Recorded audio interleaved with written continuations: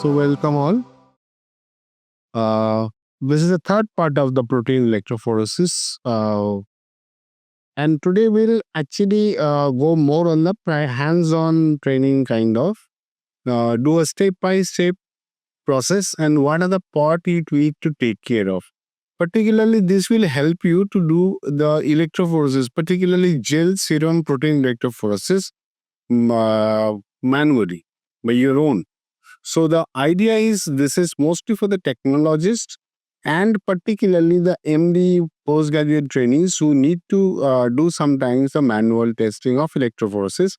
At least you should know how to carry out the electrophoresis. It's a semi-hands-on training, you can say. So as I have already discussed all these things in my previous lectures, so I'm not going for this principle of electrophoresis and serum protein electrophoresis study and all these things. So these are already been dealt previously. So this is how a serum protein electrophoresis gel looks like, and this is what electrophoretic pattern, if it is scanned, it looks like. So before, and I'm not going to actually go more into that. So just go for the procedure step by step. Okay. So whenever, first thing is a sample preparation. Sample preparation is something, but you need what is sample preparation? No serum sample is all you need to add. Not that. There are some pre-treatment of the samples required sometimes. So then buffer preparation and gel loading, that is also a very important thing, how to load the gel. So if you are going to if you're doing it by your manual testing on preparing the gel, agarose gel or agar gel on a slide, there's a different technology. It is primitive. So we are talking about a manual electrophoresis on a preformed gel. So gel preparation itself takes a big toll actually. You're on a glass slide or a plastic slide, you have to load the gel, you have to make it uniform surface. It's difficult. So we actually do it on a preformed gel surface on a semi-automated or you can say semi-manual method. So then how to run the gel, then how to stain and quantitate the entire thing. So you first see about the sample preparation, buffer preparation, the gel preparation and gel loading, running of the electrophoresis, then staining and destaining and then quantitation. So load by one after one, I'll go then. Most of the cases in serum protein electrophoresis, we use trace barbital buffer concentrate usually. The buffer usually comes from the chemist is a concentrate buffer. So you should not use it directly. So you need to dilute a bit because a concentrate buffer always not been very good to use. So the buffer ingredients of the trace barbital buffer is it contains barbital, sodium barbital and sodium azide as preservative. So there is a preservative added because you have to run it for a long time. So buffer preparation, this is important. So always you reminded that whenever you take a buffer from a chemist shop, it's always a concentrate buffer. So you dilute it to 4 portions of water with 1 portion of buffer concentrate. That means you are actually having a 1:5 dilution. That means 20% strength of the buffer. Because the excessive strength of the buffer may jeopardize the movement of the molecules. So you need to have a diluted buffer because it works best for the serum protein electrophoresis. Then staining material. Usually we use acid blue stain. You can use other things also like Fonsues and others. It is in acid blue concentrate. What happens? In 75 ml of concentrate, you have to dilute with 700 ml of water and you have to keep overnight because there are some debris in the stain that floats up overnight on overnight staining. It will be a uniform stainer and then you have to actually filter it before use because the other debris and impurities will go off and you will get a pure stain that is usable stain. So sample dilution is also very important because serum protein is concentrated. So when you are going to have a scanned copy of it, then you have to have this staining also, the concentration also very suitable, so that the stainers should not be too thick. Sometimes if the concentration is very high, the staining also very high, the scanning becomes difficult. So for the sake of scanning, you need to dilute. So it is actually 1:4 dilution you have to require.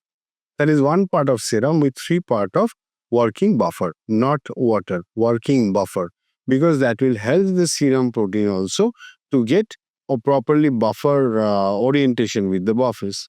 So it's a 1:4 dilution you have to do on the buffer. Then application volume is very minimal, only 3 microliter. So use those micropipettes, which is measured between 1 to 5. That will give you the perfect idea, and you will get a 3 microliter application on it. Then a fixative, because after a separation in the gel, still that is not fixed with the gel. So I need to add something which will harden and fix the materials on the part. And the fixative we use is methanol, glacial acetic acid, and distilled water mixed in a proportion. And always mind it, the buffer pH should be around 8.6 or alkaline pH. On that buffer, serum protein electrophoresis works best with the tris barbital buffer. So this is how the buffer preparation looks like. So 1:5 dilution is needed. Then buffer is prepared, and then sample is diluted. So 1 part of sample, with that buffer, you take 3 part of buffer and make a 1:4 dilution of the sample. That sample is now ready to apply.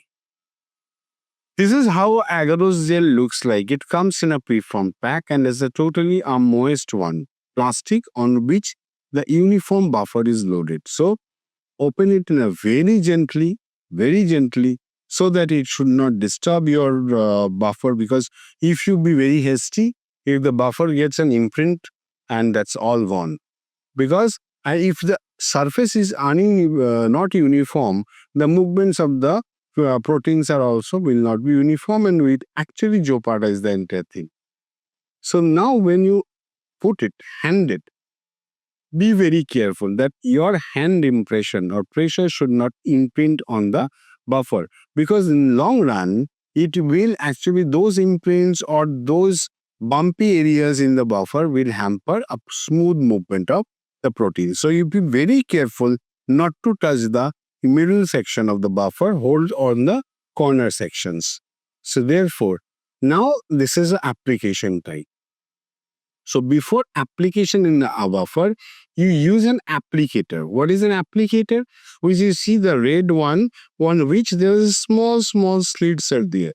So the small slits are why? Because it allows the serum to percolate on that particular amount and that particular shape. Because if you apply straight, the movements will be straight. If we apply like a semi-oval, the separations will be semi-oval, and that separation will actually overmud on one another.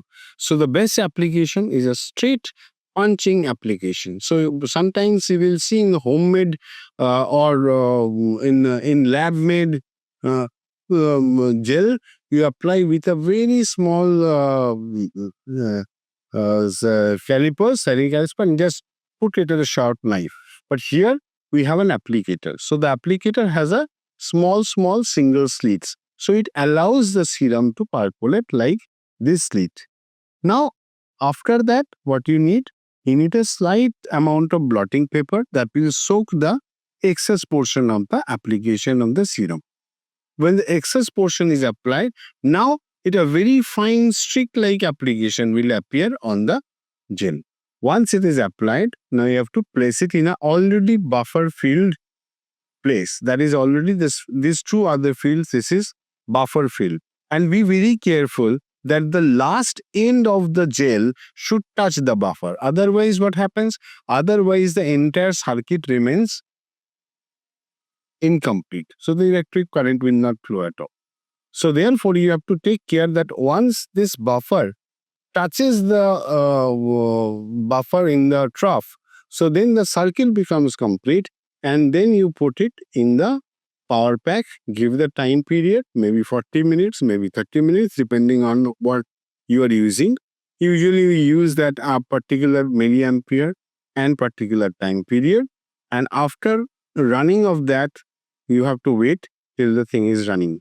Now, after the electrophoresis is complete, the one thing here that not in the picture is the first thing you have to fix it, because it is moving on the gel. But when you apply it on a fixator, that I had already told you, the glacial acetic acid, the alcohol and water, that hardens the protein and fixes with the gel. After that, you put it on a stainer. That is, I have already discussed about it. And the stainer, you have to stain, and after that, you keep on destaining. Or give some time, at least 15 minutes time for the stain. Maybe sometimes, depending on the stain concentration, you can keep for 10 minutes also. But don't be hasty. Immediately giving the stain, don't allow it to settle down. And don't allow it to settle more. Because if you allow much more time to settle down, the entire gel will be stained. On that case, it will be very difficult to basically scan the graph. So your idea should be not to give excess time of staining, neither to give a very short staining so that the staining does not appear at all. After staining is over, you now put the listeners. You have to wash certain time, giving it twice or thrice the listeners. Now, once it looks like a transparent one, you can see all the points on the features on that. Then your electrophoresis is complete. Is it? No, it's not complete yet. Why?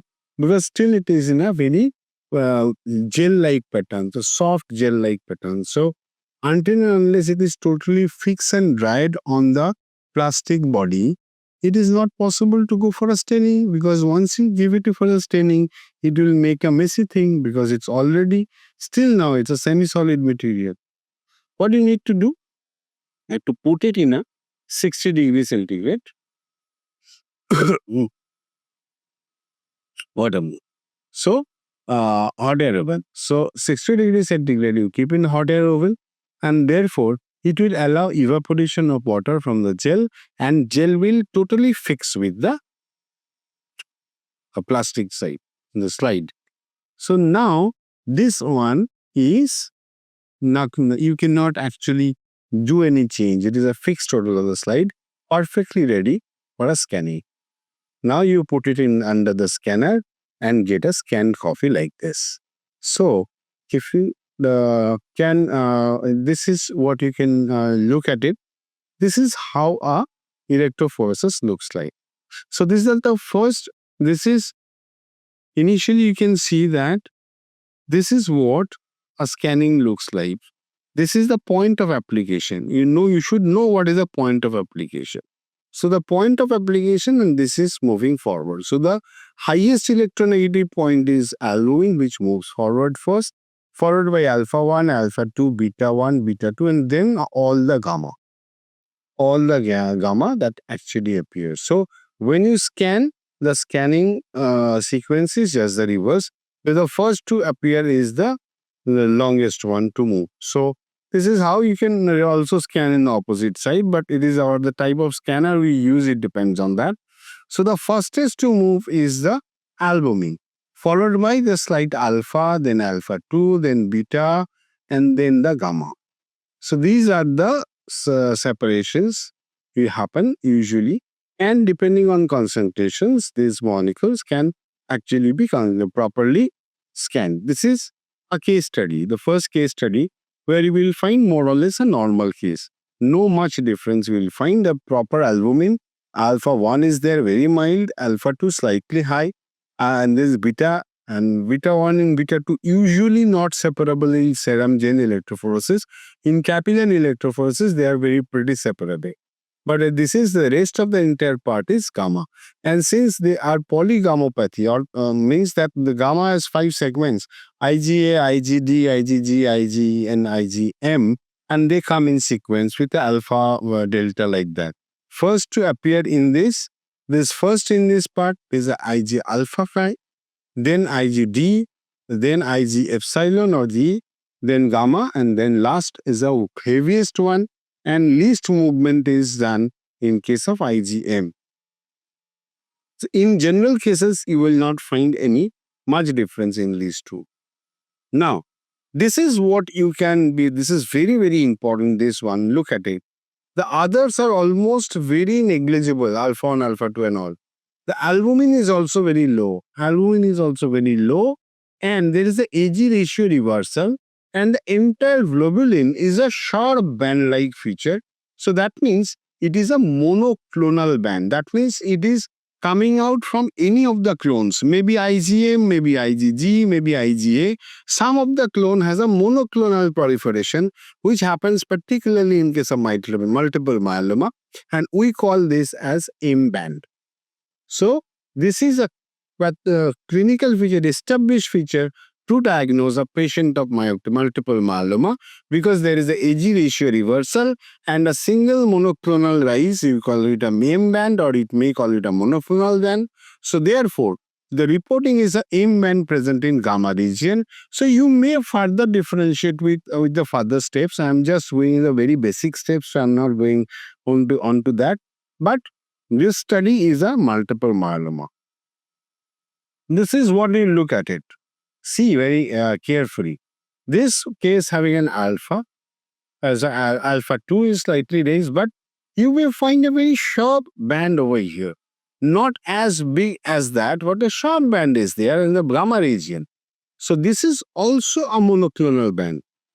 Is M band present in gamma region, but what is probably this is a case where a multiple myeloma patient is treated and the patient came for follow-up, and you are getting that the monoclonal band concentration is decreasing. Now you are getting a faint monoclonal band, but this still it is a monoclonal band. So this is what a patient I need. I knew that this patient was a follow-up after getting doxorubicin and other melphalan, etc. So therefore, this is a post-chemo follow-up case when M band is still present, but volume is getting reduced because of the treatment. Now, this is one case you can, Johnny will appreciate, you can find other than albumin, there is a very thick band in the alpha 2 region. So whenever there is a very thick band in the alpha 2 region, be very careful and very curious that this patient may be a case of nephrotic syndrome. Maybe sometimes alpha 2 antitrypsin and other things are also present, but usually alpha 2 band is high in case of nephrotic syndrome. Sometimes in alpha 2 antitrypsin, if it is very high, that can also give an alpha 2, but usually what our cases in day-to-day case, we get a nephrotic syndrome patient may have this kind of a feature. This is, you see, a very peculiar one. So you get all the alpha 1, alpha 2, beta 1, beta 2, everything is very clearly present over here. So it's very rarely we get such cases. And this is what a beta 2 region, if something is there. So when there is a high beta 2 region, it may be beta 2 microglobulinemia, or sometimes in such patients, you may have a high fibrogen because of the fibrinogen. Fibrinogen is also an acute phase reactor. Sometimes you may get it in the beta 2 region. This is a typical case. Sometimes you may be getting confused. The sharp albumin band is there, but you see a large band over here. This is a polyclonal gammopathy. So this is a hypergammaglobulinemia, because there is increased globulins, increased gamma globulins, but there is no monoclonal globulin. There's all the clones are having proliferation. This can happen in case of acute or chronic inflammations, in cirrhotic liver disease, etc. You will get a hypergammaglobulinemia, but these are polyclonal in origin. So you will get a spreaded version, not a sharp band over here. You see, this is another one. So there is, I'm showing you two case studies parallelly. This is because of it. I just want to show that looking at it also you can get some idea. So when you are getting in a last end of the graph, you may pretty well expect that it is either IgM or maybe IgG. Similarly, you can find it that at the gamma region, there is another monoclonal band. If you find that is also a monoclonal band, and that is also a monoclonal band. The difference is that this monoclonal band is probably IgA origin. So there is a sharp rise of IgA. So this is either multiple myeloma of IgA clone proliferation, Or there is another condition called IgA nephropathy, where you may get a IgA in such a shock beta. This is another, again, I am saying, this is alpha, rise of alpha. This is not the phase for which I am asking you to look at it, but this is, you see, the albumin. Don't you think this albumin is very a bit different? So there are two peaks and there is a gap in between. This is, I got 3 in my entire career. This particular case, when you get 2 albumin peaks, this is called bisalbuminemia. So one person having in his blood 2 different kinds of albumin, phenotypically different, with the phenotypic movement, with the electrophoretic movements are different, but they are albumin. They usually remains in 50-50 condition in the blood. Clinically, there is no significance, but this condition is called bisalbuminemia. Sometimes you may find this peculiar kind of thing where you will get a gap in the albumin band and there's a sharp gap in between. So if you look at it in a proper way, that you will find there's a bifid pattern of the albumin peak. So this is a typical one person with 2 different phenotypic albumin. This is a case of misalbuminemia. So be very if you're lucky, you will get 1. I've got total 3 in my entire life. And this is again this alpha 2 raised. So it's a phase of nephrotic syndrome, might be. You have to diagnose accordingly. And this is what also you need to know is that you see is almost white. Color is almost white.